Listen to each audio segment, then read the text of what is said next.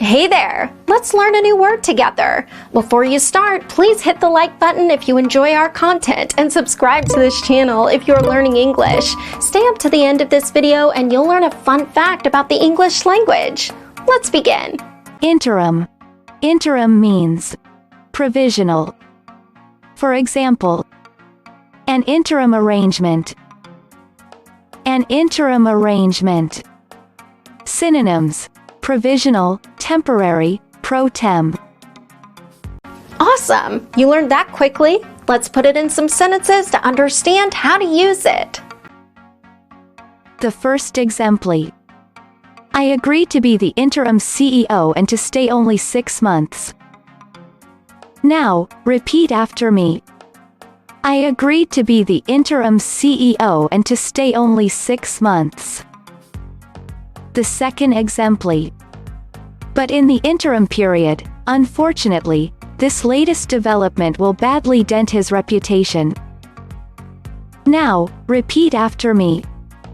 But in the interim period, unfortunately, this latest development will badly dent his reputation. The third exempli.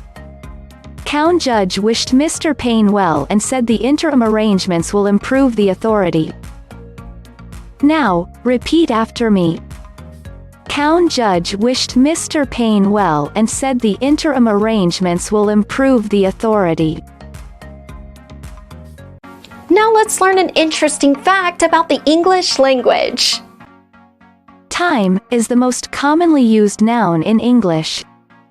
Although, this can't be taken as a definitive answer because usages change every day, and the results are based on a single study conducted by Oxford Online.